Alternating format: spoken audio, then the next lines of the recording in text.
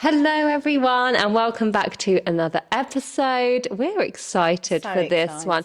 I think this episode is something that I hear a lot about it, especially in what I do with the burlesque, and it's definitely something that I really am passionate about and want to help more women achieve. So we're going to be talking about body confidence. Body confidence, the key to everything. Literally, I get a lot of people saying like, oh, I struggle with this, or I don't like this of my body. And it's such a shame to hear when our bodies work so hard for us all the time. It's the only one we're ever going to have. Literally. And do you know what's something so powerful I read once? And it was like, your body was born exactly how it should be. And I was like, it's so true. It's so simple. But so true. It is true, because there's things that we can't change. One is our body, our face, and our voice. So these are things that we can't change. We can make little tweakments to our I love body. That. Yeah. So, if women do feel, and men, if they don't feel that they're happy with something, there's things that you can do to alter the external. But the majority of what happens in our body is internal. And that's where the confidence comes from. Because the external, that's just the outside bit, but the confidence comes from within. That's it. And if you can't love your body for what it is now, doesn't mean when you lose weight, doesn't mean when you change something externally that you're suddenly going to love it. No, because if someone said to me, like, if I look at you and I think, oh, Kirsty, you're beautiful, and you go, thanks, Belle, I know. And then you say the same to me, and I go, thanks. But my external things comes from generations before me that decided to procreate. That's a genetic thing. They're not something I've earned the right to my looks. My looks were just something that was bestowed upon me because that's what happens when my parents got together and I was made. How were you made, Belle? Well, that's a whole nother podcast. Oh, I love it. A little bit of sugar and spice, naughty and nice. But, this is all external, isn't it? So this comes from genetics. So if somebody's got, you wish that you had longer legs, you wish you had a flatter stomach, you wish that, whatever, that you had naturally straight hair when you've got curly hair. You can't change that because this is something from genetics. But when somebody compliments me as a person, as a woman, and looks at my characteristics, that's something I can say, yeah, that's down to me. And that comes from my own self-belief and confidence that comes from within. We're so much more than what we look like. Absolutely. Like, there's so much more to us. There's always going to be that, because we don't judge other people the way we judge ourselves. So confidence isn't actually a feeling, it's about what you're willing to achieve. Like, it's taking that step, isn't it? Definitely. To do things. So confidence isn't the feeling. The feeling is a byproduct of the willingness to do something. So definitely. That's where confidence comes from. If I want to go up to you, and if I didn't know you and I didn't have the confidence to say hello, the willingness to do it is where the confidence is. Exactly, and the feeling I get afterwards is, I did that. So definitely. That's where confidence lies. Absolutely. So it's the willingness to try. Definitely. So most of the people that we encounter within this industry, and also massively what I do as well, is all they want to feel better about themselves. But we can help with that, but it comes from within. You have to be the one that takes that step to become more confident. Exactly. And do you know what? A really good step that I found, and I've done it with a lot of ladies, has been taking and accepting a compliment. Yeah. How quick are we as women for someone to go, Belle, I love your makeup today? And you're like, oh, thank you. And you're like, oh, actually, no, it's because of this as well. I'm like, oh, you look beautiful. And you're like, oh, no, it's because I got makeup on. Or you're like, oh, wow. I look awful. Yeah, everyone sits in my chair in the salon and says, don't look at my hair, I look awful. And I'm like, but that's why you're here. Yeah. But I find it easier to take compliments that are about me as a person than I do from the external. So, absolutely. I think that is, if you said to me, you're really nice, I wouldn't argue with that. Yes. I would be able to take that, because I think, yeah, I am nice. Yeah. But if you said something about the way that I was looking, I would always think that there's room for improvement, or not take it as well. Yeah. I think that's a natural thing, whether it comes from like your childhood, where if you weren't brought up in that family where someone was constantly telling you how great you are, how powerful, how good you look, and helping you with that. So a lot of the times we didn't actually have that start, so we're kind of behind a little bit. Definitely. So we really have to work and I on mean, it. body confidence actually comes mainly from our mums. If we were lucky enough to grow up with a mum who was loving, But that can also be on the other scale and actually be something really negative if you're, whatever female figure you have in your life up until the age of 6 is where you actually build your body confidence from, that you go through life with. I think it's something that I'm definitely really careful with my girls with.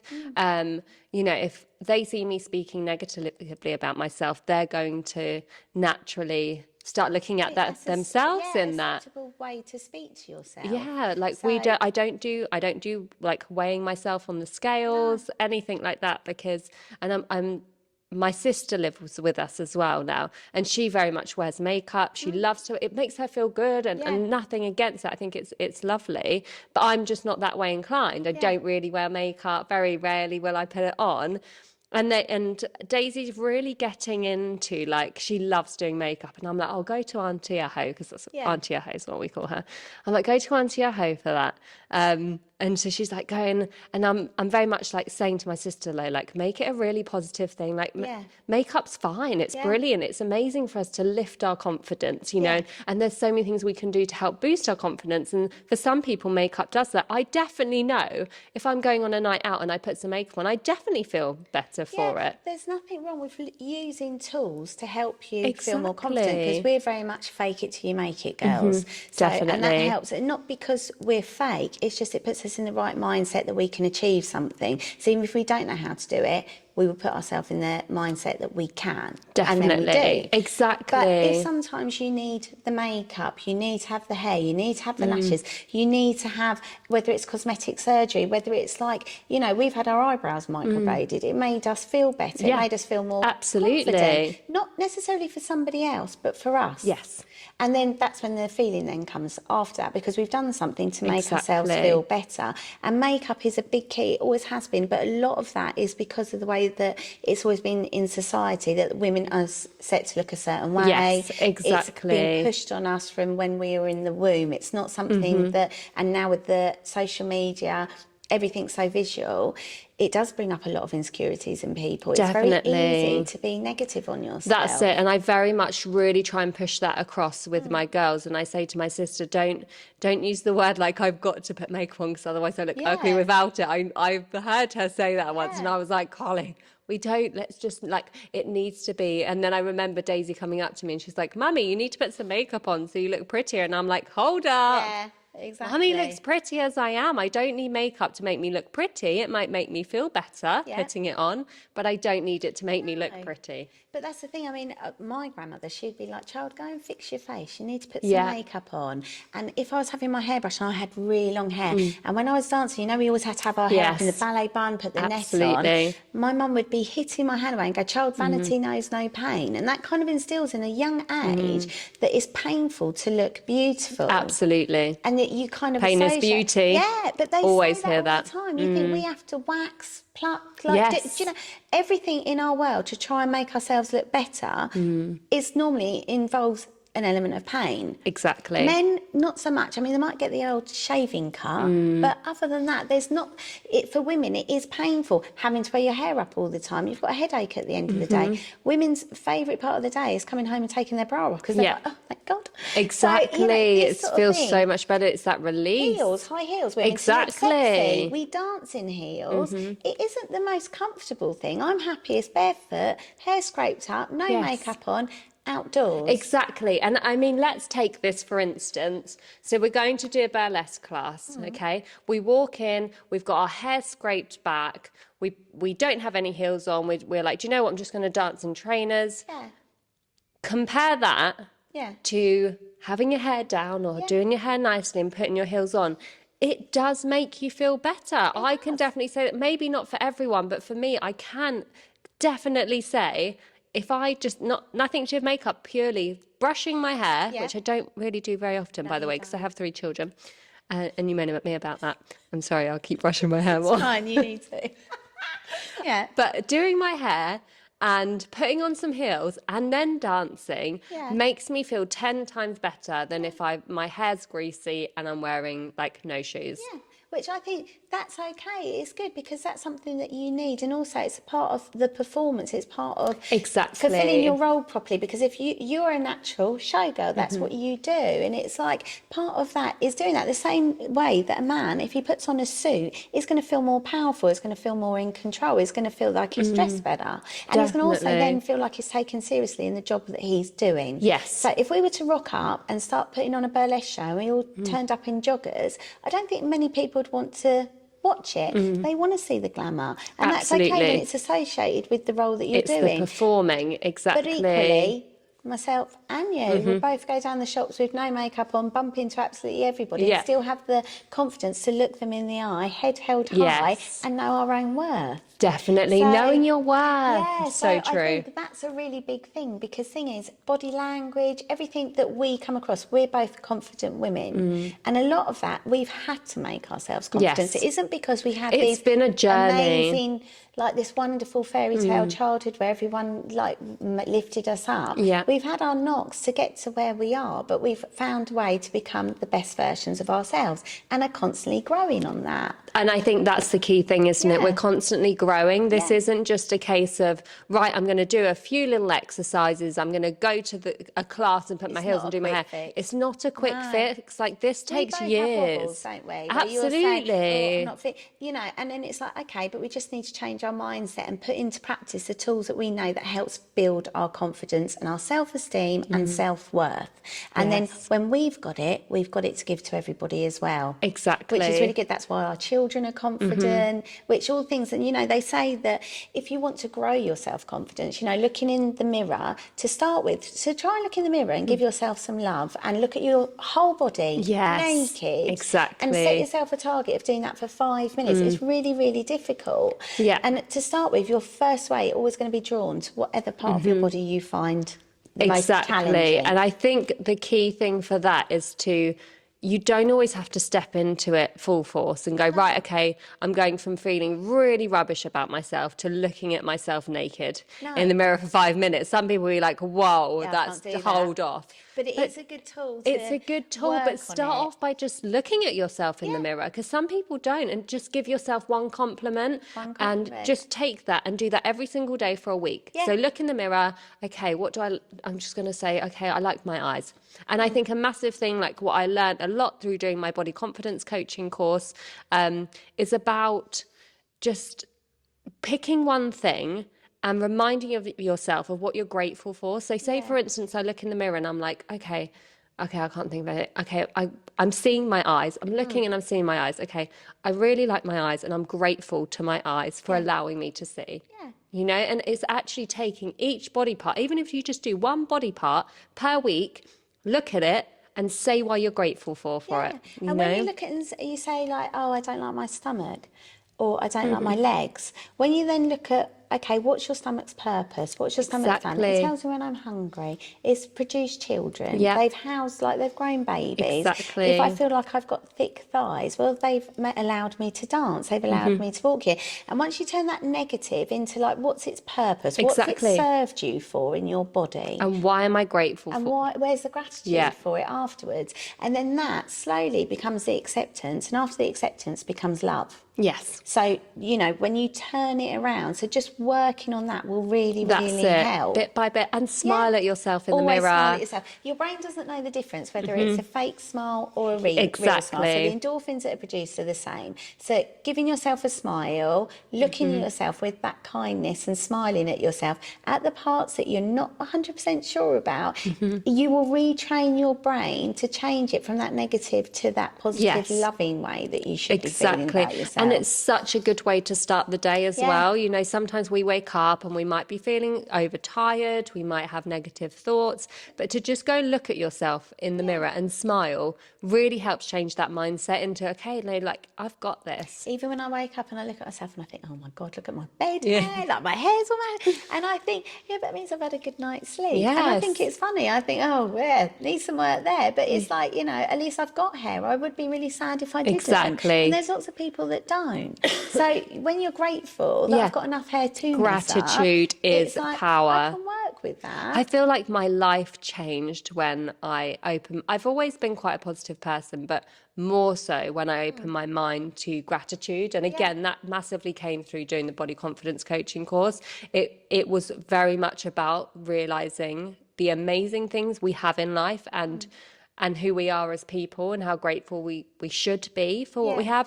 And like we've said, it's not going to be like that all the time. Life isn't a fairy tale, but especially when you're going through those tough times, just pulling it back and going, okay, like if you're thinking negatively about yourself for whatever reason, just pulling it back and going, okay, let's just take this back. Just give yourself one thing you're grateful to your body for. Yeah. And I think our bodies are amazing things, but it is the only body that we have got. Exactly. So and it works really so important. hard to keep us alive. I know. And my as goodness. Children, we 24/7. Like that. I know. It works 24/7 to keep us alive. Yeah. And then we have the audacity to tear it down. I know. To literally say negative things towards it. It's like why are we bringing ourselves down in a world that is full of things that want to try and pull us down? Let's be honest. We need to be our number one fans. And I say this to people all the time.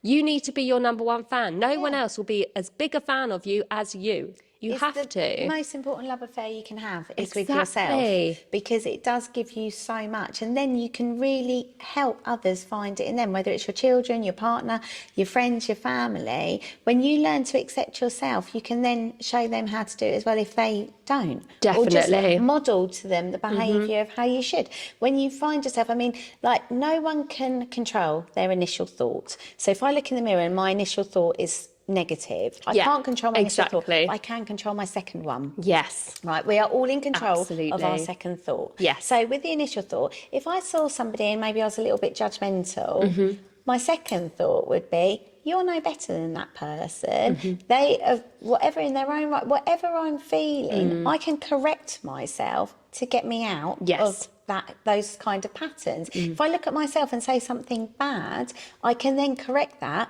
with a positive. So being aware of your second thought, the first one, sometimes it just happens. And we catch ourselves because we've got a lot of external factors and background to why we might have that subconscious first thought. But the second one, we definitely can be in control of that. So even if you catch yourself, write it. Yes. You know, rewrite that thought, because then that's going to set you on a different pathway. Exactly. So that really does help. Another really good thing is if you feel like things that you really don't like about yourself, if you wrote them down all on a list of all the negatives that you can think about yourself, then on the other side, like write a line down the middle and then write why they're wrong. Yeah, definitely. Because they are probably all wrong. And the way that you're looking at it, when you have to correct yourself and you look at that list, you'll think, oh, yeah, okay. Like if I say to myself, I am short, I'm never going to be any taller. No. I'd like to be taller, but it's just not going to happen. Exactly. So we have to accept it. I think it's acceptance, isn't it? And it's sometimes it's really hard to accept. I mean, for me, definitely, since having children, I'm like, where did my boobs go? I know, yeah. I feel like I lost them. Yeah. I feel like I had like a boob job. And then it goes. When I was pregnant. Yeah. And then breastfeeding. And then I was like. Out of them. Yeah. What happened? Yeah. It's like you lift it up. Hit a breast. And it's like. Yeah. What happened? And it's good because it's like sandbags. It's not good but they have fed your children. Exactly. I'm grateful for them. I'm grateful for that. I felt exactly the same. But I have to accept them. My 3 kids sucked the life out of them. Yeah, quite literally. I chose not to. I chose to have my boobs done. Yes, exactly. So, which I think it's good that if women want to do something about that, I felt like this is not what I had. I don't want anything bigger. I just want put back what was there. And that's okay. And if you're fortunate enough to be in that position to do that, I 100% say that. I always say to everybody, I'm not fake, I'm 100% artificial. Yeah, love it. There's nothing wrong with that. No. I can confidently look in anyone. I will show you all my scars, anything. Yeah. But the one thing I learned from my plastic surgery and having things done to me is I should have spent the money on my brain rather than my body. Okay. Because when you do go down that road, it opens so many cans of worms. Because once you see how quickly something can be fixed, you think, oh,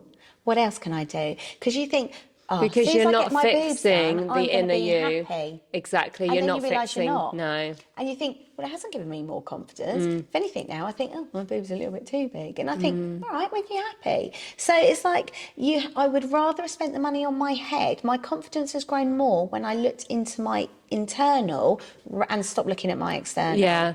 And I can honestly say that as somebody that's had surgeries done, that's had my tweakments, that's done those things, that I've thought, actually, I don't feel any better for it. No, exactly. And so many women, obviously, when we get our boobs out a lot in burlesque, don't we? Yeah. Which is brilliant. And so many women are like, oh, I really want to do burlesque, but I don't want to get my boobs out. And I'm like, that's okay. Yeah. Like, it's not something you have to do, but they always end up doing it. Yeah, because they grow their confidence, you know. And you've had a boob job as well, like you say, but it's not about it. It wasn't about that. And it was about, but when you're around other women, you get that confidence. Yeah. I was having this conversation the other night actually, and I was saying that, you know, the things that I used to get confidence from, which was normally compliments or attention, or if you went out, or if you felt like you wanted to go out and be validated.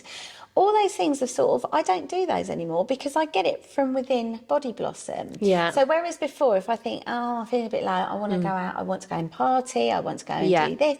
And then now I don't do any of that because I get all that validation and the confidence and lifting me up from the group of women that I found, which is amazing. You empowering know, one so another good. and realising I do that. Exactly, and realising how different all our boobs are. And that's why I feel it's so important that I'm not going to sit here and say I absolutely love my boobs, you know.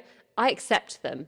I don't love them, but I accept them for what they are, and I will quite happily get on stage and jiggle them around and get those tassels going, you know, because I'm like, they're my boobs, they're just mine. And think, I could do that. Yeah. Because it then helps with the confidence. Exactly. It's like, well, I could do that. Yeah, and they're like, well. oh, she's had 3 kids and her boobs have gone down south, so why can't I just get that? You know, as we get older, they're saying now that for young women, like obviously with aesthetics and cosmetic surgery, girls now think it's as common to get filler in their lips as it is to get their hair cut.